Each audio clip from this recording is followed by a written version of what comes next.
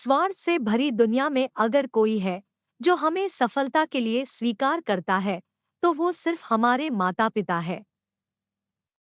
ठीक हम ही हैं जो उन्हें अपने से दूर करने का अपराध करते हैं। उन्हें इसका मलाल भी नहीं है। पिल्ले दूर होने के लिए शरीर और मन में पीड़ित होते हैं, और जब गलती से संपर्क किया जाता है तो वे उनसे समान स्नेह से पूछताछ करते हैं।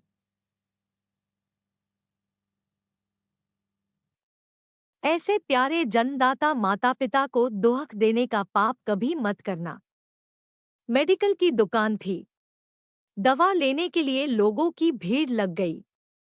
मेडिकल वाला जल्द से जल्द सभी को सही दवा देकर भीड़ कम कर रहा था।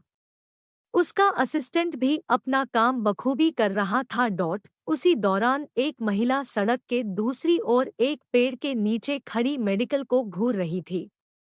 शायद वह मेडिकल में भीड़ कम होने का इंतजार कर रही है।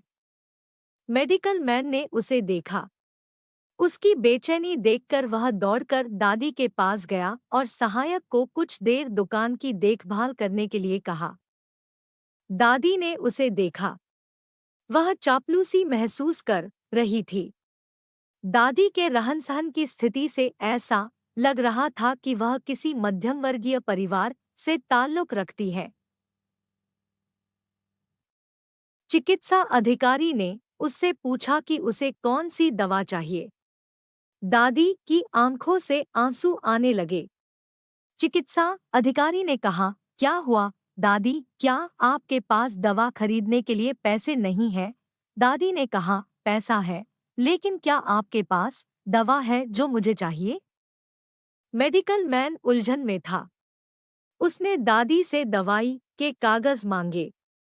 वह दादी के साथ नहीं था। दादी ने कहा, लेका, मेरा बेटा तुम्हारी उम्र का होगा।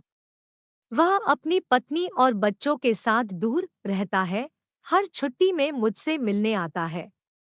लेकिन पिछले कुछ सालों से वह मिलने नहीं आता। वह ऊपर से न आने की वजह लिखकर नोट में भेज देता है।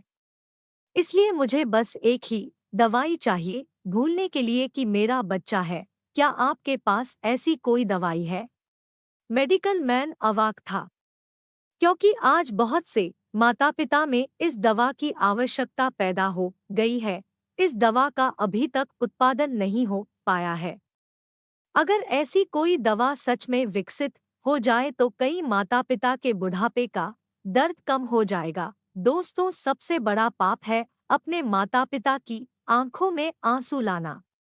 उस पाप का प्रायश्चित किसी पुराण में नहीं मिलता। यह पाप कहीं आपके हाथ से न हो जाए, इसका ध्यान रखें।